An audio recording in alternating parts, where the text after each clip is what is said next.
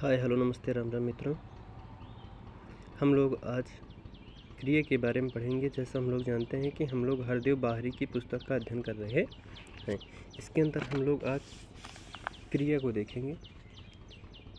क्रिया की परिभाषा होती है जिन शब्दों से काम का करना या होना पाया जाए उन्हें क्रिया कहते हैं। यानी कि जब हम कोई कार्य करते हैं तो वही क्या है, क्रिया है।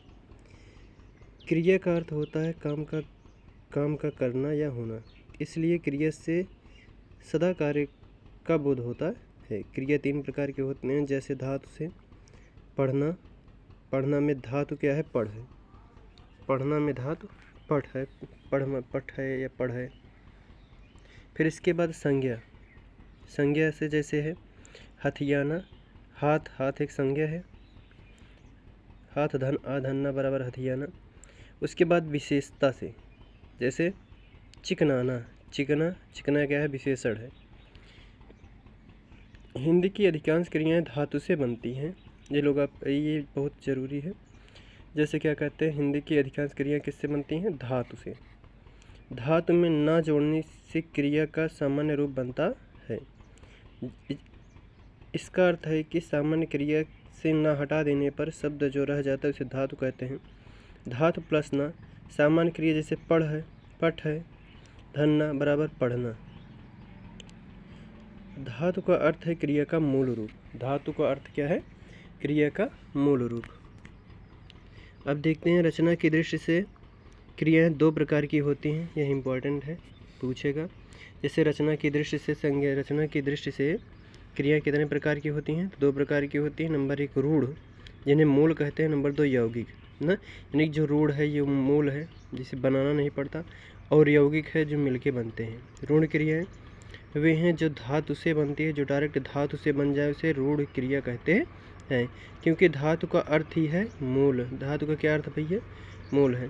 खाना, खाया, खाती, खाऊं, खाए, खाऊंगा, खाएगा आदि में एक धातु विद्यमान है, जैसे खा धातु।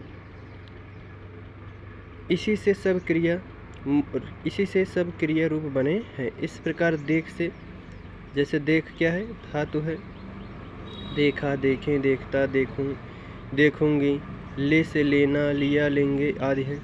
अब यौगिक क्रियाएं, ऋण क्रिया यानी कि मूल क्रिया। अब यौगिक क्रिया ये वे क्रियाएं हैं जो एक या एक से अधिक तत्वों से मिलकर के बनती हैं। जैसे खाना, खिलाना, पीना, पिलाना। जैसे खाना से क्या बना, खिलाना बना।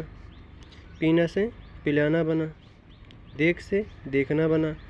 पढ़ना से पढ़वाना आदि। यौगिक क्रियाएं अब क्या होती हैं, चार प्रकार की होती हैं। जैसे प्रेरणार्थक क्रिया है, संयुक्त क्रिया है, अनुकरणात्मक क्रियाएं हैं, नामधातु क्रिया है। पूछता है ये भी ना। जैसे अब देखिए रचना की दृष्टि से क्रिया है दो प्रकार की। नंबर एक रूढ़ क्रिया, नंबर दो यौगिक क्रिया। अब उसके बाद क्या है, यौगिक क्रिया चार प्रकार की होती है। प्रेरणार्थक, संयुक्त क्रियाएं, अनुकरणात्मक क्रियाएं और नामधातु की क्रियाएं। अब प्रेरणार्थक क्रियाएं, जब कर्ता किसी कार्य को स्वयं न करके किसी दूसरे को कार्य करने की प्रेरणा दे तो उस क्रिया को प्रेरणार्थक क्रिया कहते हैं। जब कर्ता किसी कार्य को स्वयं ना करे, यानी कि यह स्वयं नहीं करता है, दूसरे से कार्य करने की प्रेरणा देते हैं कि तुम उसे कर लीजिए, तो वह क्या है, प्रेरणार्थक क्रिया। जैसे उदाहरण, गोविंद ने राम को जगाया। राम गोविंद की प्रेरणा से जागा। इस प्रकार की बहुधा धातुओं की दो दो प्रेरणार्थक रूप होते हैं। प्रथम वह जिसमें अ लगता है, जैसे कर से करा, सुन से सुना, हट से हटा। और द्वितीय वह जिसमें या लगता हो, जिसमें वा लगता हो, जैसे कर से करवा, सुन से सुनवा, हट से हटवा। प्रेरणार्थक रूप लेने पर धातु कभी कभी परिवर्तित हो जाता है। धातु में कोई परिवर्तन नहीं। देखेंगे उदाहरण, जैसे धातु में जब कोई परिवर्तन नहीं होते। कर से करा, करवा, घिस से घिसा, घिसवा, पढ़ से पढ़ा, पढ़वा, लिख से लिखा, लिखवा, सुन से सुना, सुनवा, धुल से धुला, धुलवा। धातु के बीच में दीर्घ स्वर हो तो, जैसे काट से कटा, कटवा।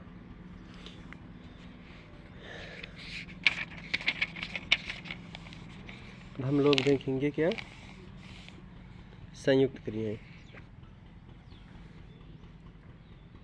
जो क्रिया किसी क्रिया अथवा संज्ञादि शब्द तथा दूसरी क्रिया के योग से बनती है उसे संयुक्त क्रिया कहते हैं। यानी कह रहे हैं जो क्रिया किसी क्रिया अथवा संज्ञा आदि शब्द के साथ दूसरी क्रिया के योग करने से बनती है उसे संयुक्त क्रिया कहते हैं।